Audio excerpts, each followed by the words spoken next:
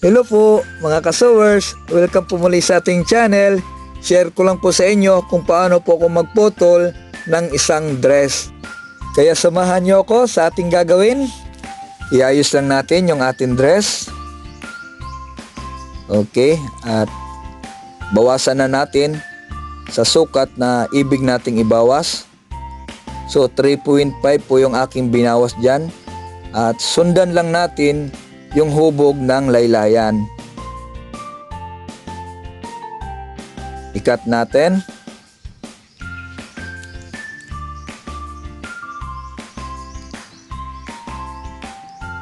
Okay, dalhin na natin to sa ating makina.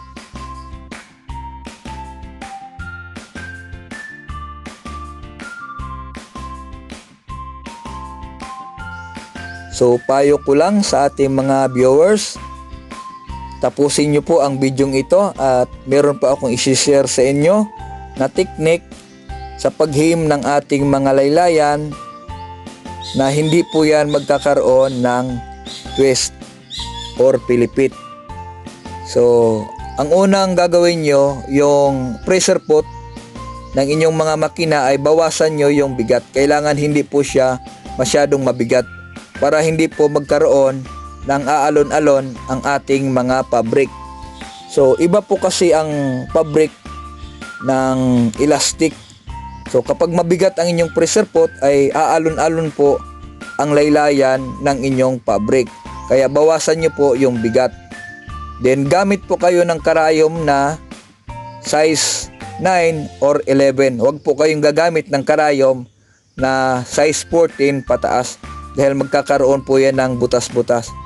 So ang isang technique sa paghim para maganda yung ating him na hindi po siya magkakaroon ng twist or aalon-alon ay ganito po.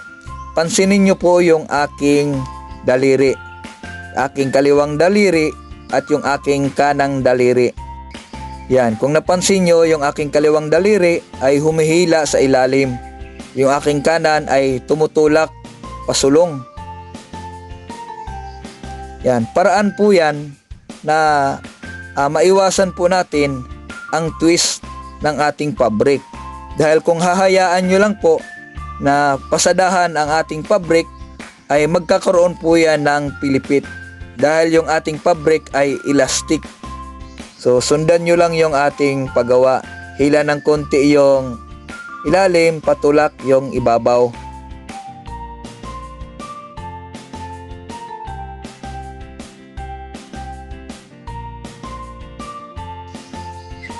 Yan, so ganyan lang po yung ating gagawin hanggang sa matapos yung ating him.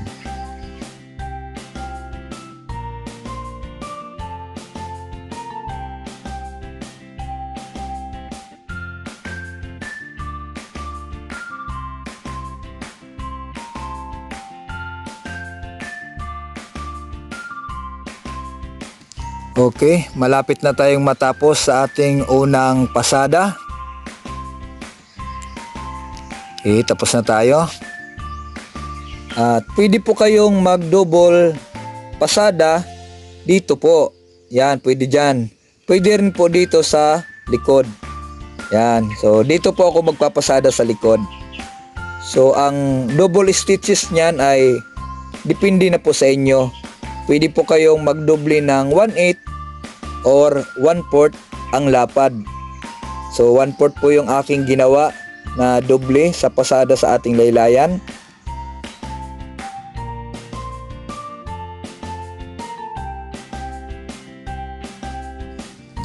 Ayan po, maganda yung ating hem, hindi po siya nagtitwist. So ganyan lang po yung proseso hanggang doon sa dulo ng ating laylayan.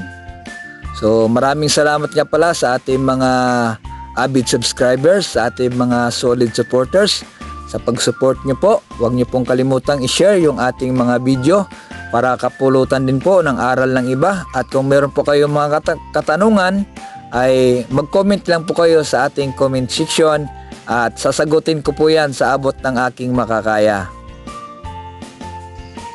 So puro na po yan patulak. So ganun po ang technique, paraan para yung ating elastic na mga dress ay hindi siya magkakaroon ng pilipit. Yan. Tapos na po yung ating hem. Okay, at dalhin natin to sa ating misa. Yan. So, tingnan nyo maigi yung ating hem. Yan. Wala po siyang pilipit. Hindi siya nagtitwist. Yan. Hindi rin po siya nag-aalon-alon. So, yun lang po ang technique, paraan kapag nag-hem po kayo ng inyong mga dress na elastic. So, dito po ay hindi na po ako naglagay ng overlock. Dahil hindi naman po nagdinisnis yung ating mga dress kapag elastic po ang fabric ng ating dress. So maraming salamat po guys sa patuloy na pagsuporta. Kita-kita na lang tayo sa susunod na pag-upload ng aking mga video. Paalam!